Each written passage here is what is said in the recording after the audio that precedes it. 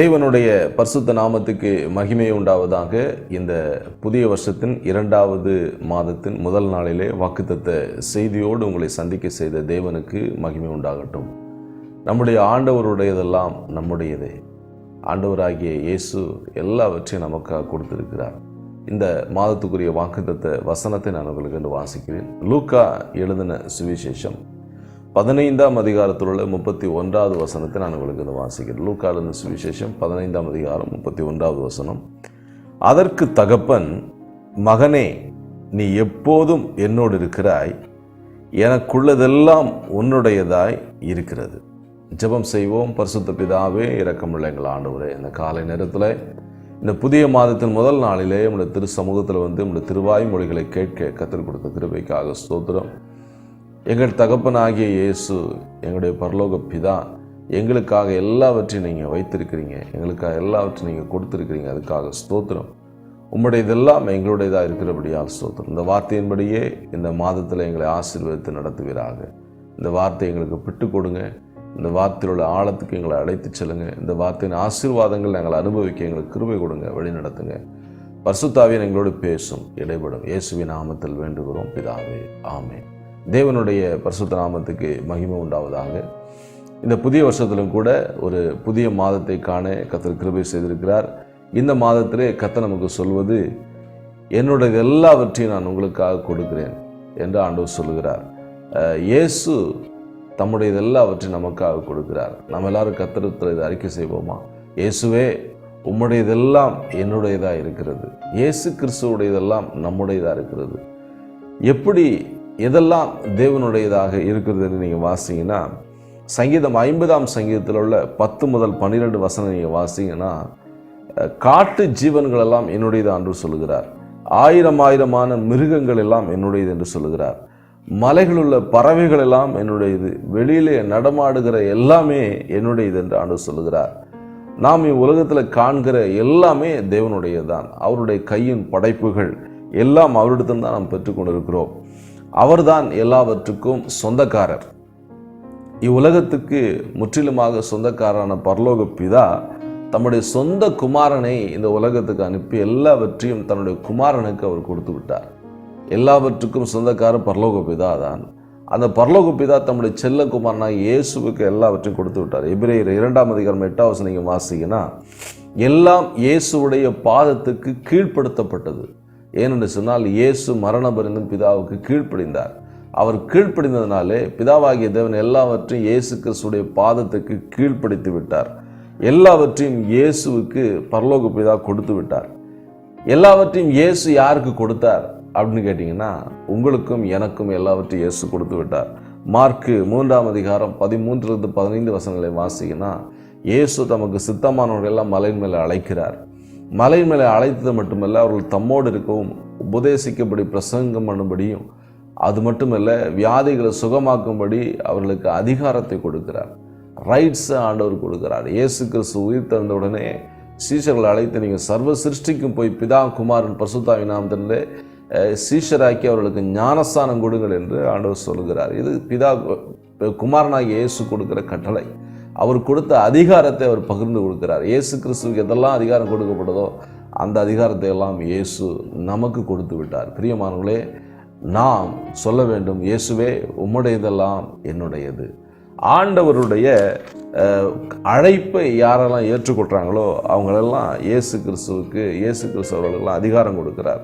லூக்கா 15ஆம் அதிகாரம் 31வது வசனப்படி நீங்கள் வாசிங்கன்னா, ஆண்டவர் சொல்கிறாரு, ஆண்டவருக்கு அடையாளமாக சொல்லப்பட்ட அந்த வசனம், மகனே, என்னுடையதெல்லாம் உன்னுடையது. அப்படின்னா எதெல்லாம் தகப்பனுடையது அன்பு நீங்கள் வாசிங்கன்னா, அதே லூக்கா 15ஆம் அதிகாரம் 22, 23 வசனம் நீங்கள் வாசிங்கன்னா, கொழுத்த கன்று தகப்பனுடையது. இந்த மாதத்தில் ஆண்டவருடையதெல்லாம் நம்முடையது. எதெல்லாம் ஆண்டவருடையது? எதெல்லாம் தகப்பனுடையது? கொழுத்த கன்று தகப்பனுடையது, உயர்ந்த வஸ்திரம் தகப்பனுடையது, மோதிரம் தகப்பனுடையது, பாதரட்சை தகப்பனுடையது, வேலைக்காரர்கள் தகப்பனுடையவர்கள்.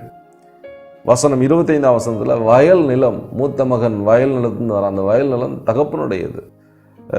29வது வசனம் வாசிங்கன்னா, திரளான ஆடுகள், ஒரு ஆட்டுக்குட்டி கூட எனக்கு கொடுக்கலையே அப்படின்னு மூத்த மகன் அங்கலாய்க்கிறான். ஆடுகள் எல்லாம் தகப்பனுடையது. கறவை ஆடுகள், குட்டி ஆடுகள் எல்லாமே மந்தை, தகப்பனுடைய மந்தை.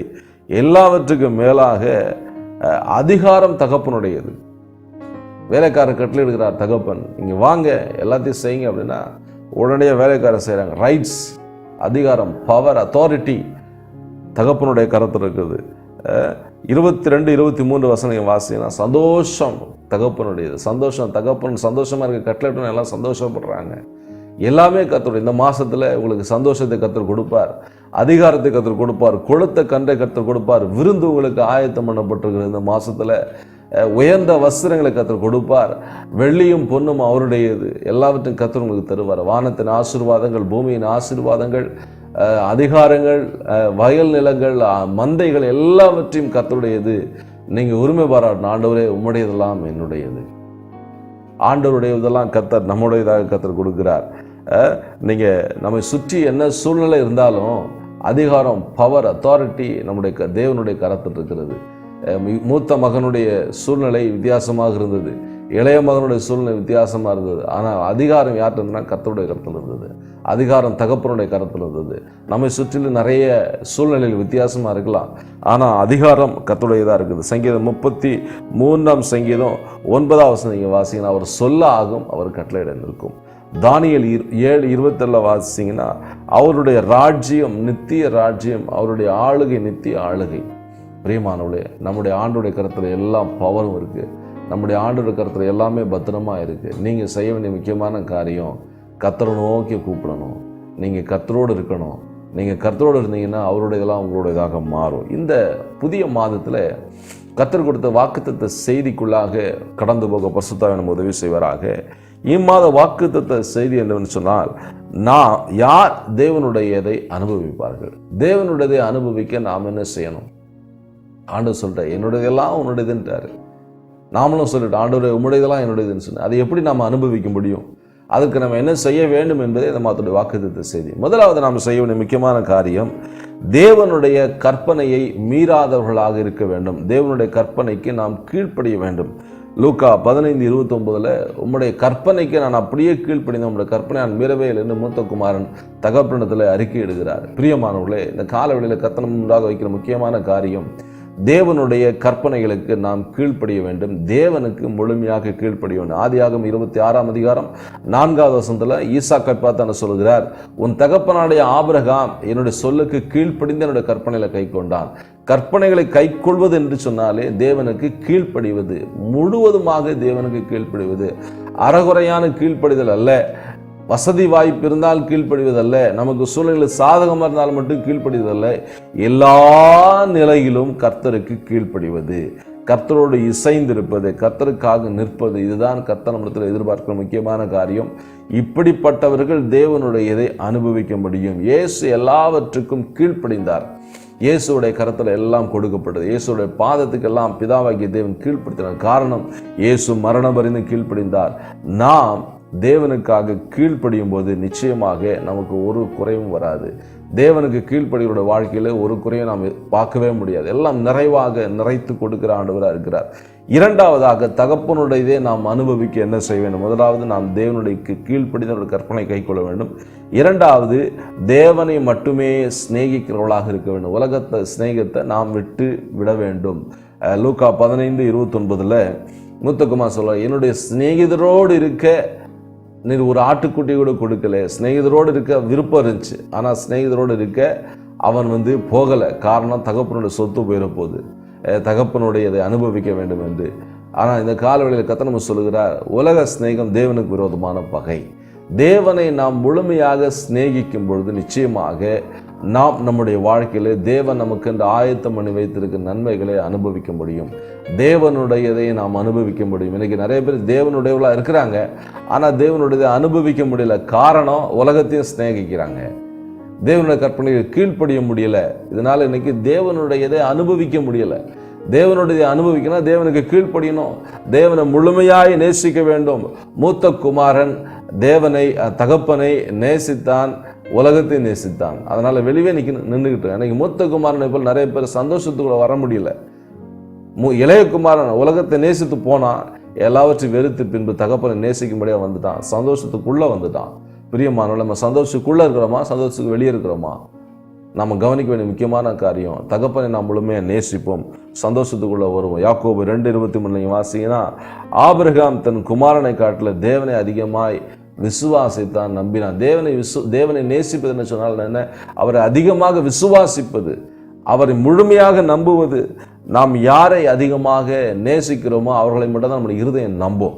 நீங்கள் கர்த்தரை முழுமையாக நேசிச்சிங்கன்னா உங்கள் இருதயம் கர்த்தரை முழுமையாக நம்பும். நீங்கள் உலகத்தை நம்பியிருந்தீங்க, உங்கள் கையின் பிரயாசத்தை நம்பியிருந்தீங்க, உங்கள் பணத்தை நம்பியிருந்தீங்கன்னா நீங்கள் கர்த்தரை முழுமையாக நேசிக்க முடியாது. கர்த்தரை நேசிக்க முடியாதவர்கள் அவருடைய அனுபவிக்க முடியாது. பிரியமானவர்களே, இதில் நாம் கவனம் செலுத்துவோம். கர்த்தரை முழுமையாக நேசிப்போம், நம்புவோம். அவருடைய நாம் நிச்சயமாக அனுபவிப்போம். கர்த்தர் நமக்கு உதவி செய்வாராக. மூன்றாவதாக, மற்றவர்களை குற்றப்படுத்தாதவர்கள் தேவனுடைய அனுபவிப்பாங்க. 30ஆம் வசனம் நீங்கள் வாசிங்கன்னா, நம்முடைய இளையகுமாரன் வேசிகளோடு தன்னுடைய ஆசை அழித்து போட்டு வந்தானே, அவனுக்கு அதெல்லாம் செய்கிறீங்களே அப்படின்னு சொல்லி மூத்த குமாரன் தகப்பனை பார்த்து இளையகுமாரனை குற்றப்படுத்துறான், தன்னோட சகோதரனை குற்றப்படுத்துறான். ஆண்டவர் இயேசு சொல்றார், உன் சகோதரன்ட்ட குற்றப்படணும், உன்ட்ட வந்து மனசாவப்பட்டான், குற்றம் செஞ்சுட்டான்னா, மனசாவப்பட்டான்னா அவனுக்கு மன்னிங்கிறாரு. ஒரு நாளைக்கு 7 முறை வந்து கேட்டால் 7 முறை மன்னிங்கிறாரு. எத்தனை முறை பேதர் கேட்குறாரு மன்னிக்கணும்னு கேட்டால் 70 முறை மன்னிக்கணும் அப்படிங்கிறாரு. அதுக்கு கவுண்டிங்கே கிடையாது. நிறைய முறை கர்த்தர் நம்ம மன்னிக்க முடியும் சொல்கிறாரு. ஏனென்றால் நம்முடைய பாவங்களை கர்த்தர் மன்னித்திருக்கிறார். நம்முடைய சகோதரன் மட்டும் வந்து கேட்டால் அவனுக்கு மன்னி, அவனுக்கு மனம் இறங்கு அப்படிங்கிறாரு.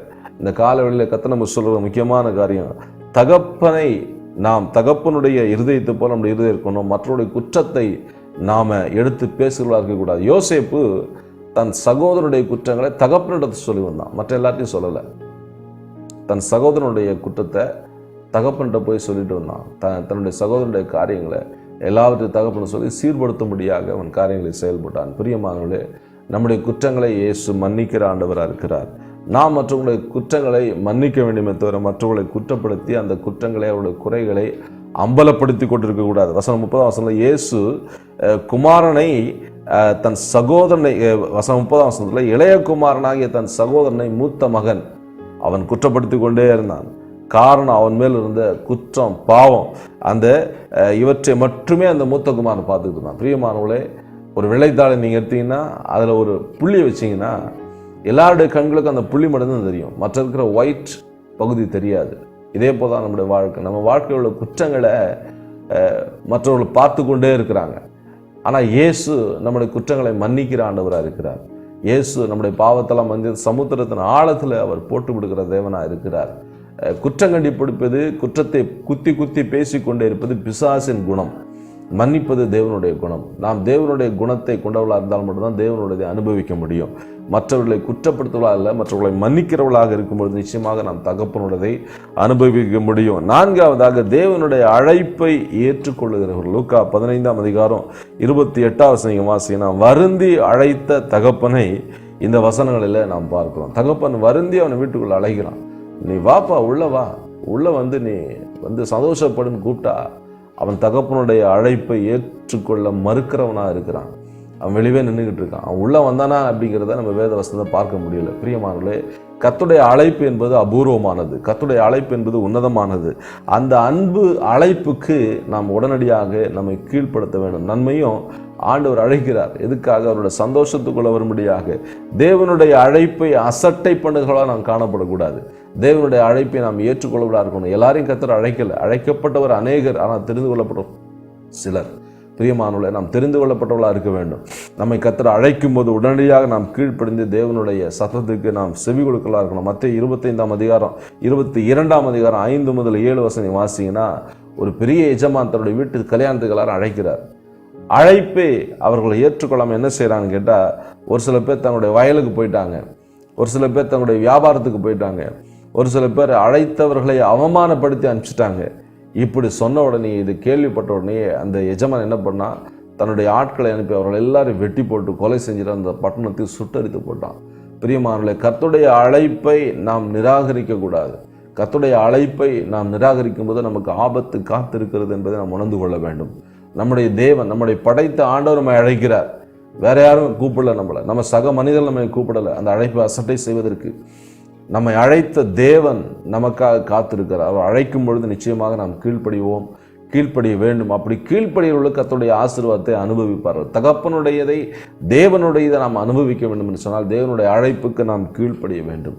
கடைசியாக அவரோடு தங்கி இருப்பவர்கள் அவருடையதை அனுபவிப்பார்கள். தகப்பன் சொல்கிறான், தகப்பன் மூத்த மகனை பார்த்து சொல்ல, மகனே நீ எப்பொழுது என்னோடு இருக்கிறாய். ஆண்டவரோடு தங்கி இருக்கிறவர்கள் தேவனுடையதை அனுபவிப்பார்கள்.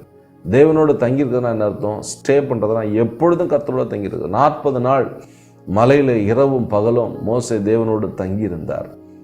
யோசுவா ஆசரிப்பு கூடாரத்தை விட்டு விலகாதிருந்தார். நாம் தேவனுடைய சமூகத்தில் தங்கியிருக்கிறோமா? தானியேல் 3 வேளையும் தினந்தோறும் தேவனுடைய சமூகத்தை நோக்கி பார்த்தார். நாம் கர்த்தரை நோக்கி பார்க்கிறோமா? கர்த்தருடைய சமூகத்தில் தங்கியிருக்கிறோமா? கர்த்தருடைய சமூகத்தில் தங்கியிருப்பது என்று சொன்னால் என்ன? அவரோடு எந்நேரமும் அமர்ந்திருப்பது, மற்ற எல்லா காரியத்தையும் மறந்திருப்பது. தேவனோடு தங்கியிருக்கிற அனுபவத்துக்குள்ளே நாம் வர வேண்டும். தேவனோடு இணைந்திருக்கிற அனுபவத்துக்குள்ளே வர வேண்டும்.